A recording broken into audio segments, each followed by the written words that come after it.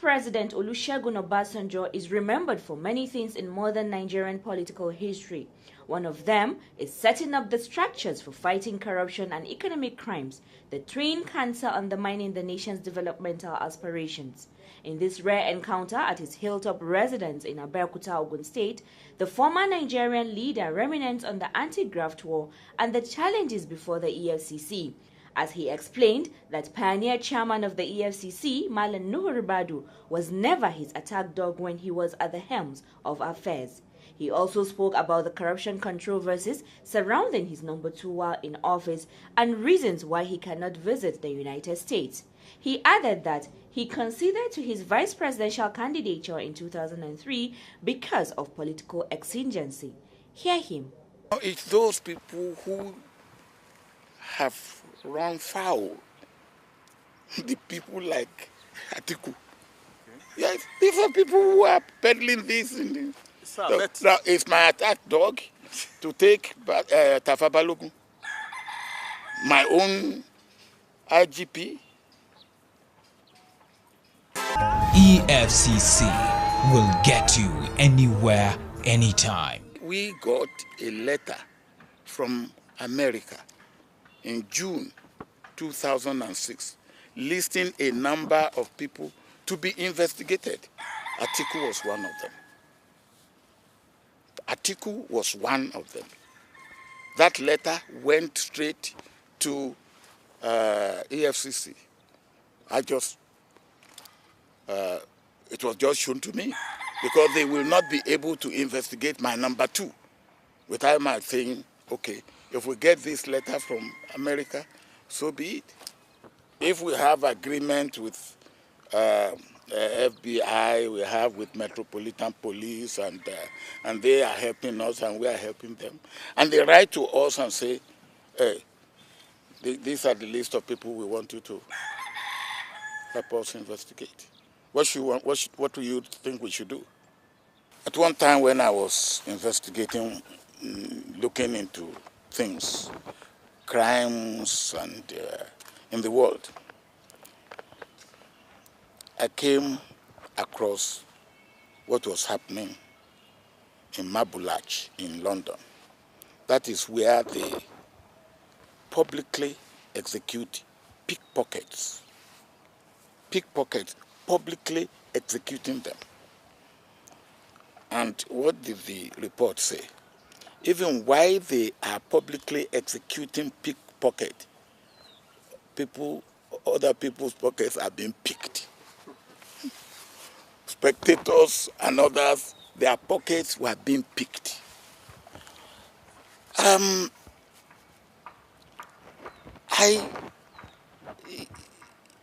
When I was there, my aim is that corruption should not be a way of life. There's no society that is completely devoid of corruption. But there are societies that do not make corruption a way of life. And all I am struggling for is that there will be no impunity, no matter at what level. There will be no impunity. Anybody who wants to fight corruption must be like Caesar's wife, above board. Totally. Totally. Don't mind what people may want to do to smear you and all that. But you must be totally above board. When I was trying to fight corruption, an American friend of mine, he used to be in the government of President Kalla, came to me one day and said, oh, you know, Mr. President, we appreciate what you are trying to do. But there's corruption very near you.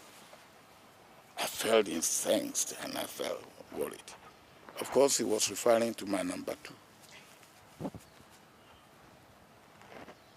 And I believe that that should not be the position. So when you now say, and I could not, in good conscience, ask my number 2 to be investigated. This was in my first term. It's either I talk to him, which I did, or when there's a second opportunity, I put him aside. But the Americans wrote and asked, among others, that he should be investigated, and that we cannot rule out. So no. At that time,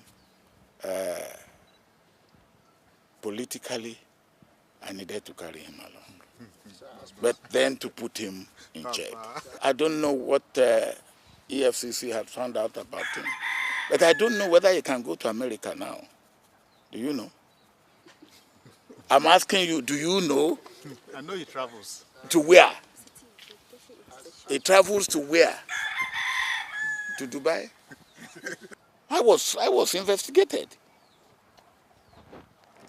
And that's what I told you. I was investigated. I said, carry out clinical. And they did it. Well, all the people on my farm and all that, they went to them. One of them was telling me the other day that they called him 3 times. And they came to take a statement from me. And they even made sure that they did not submit that report to me. They waited until I left and updated their report after going around the world and saying, look, this is the report. So nobody should be above board in corruption. I came to power as a farmer, and I left as a farmer.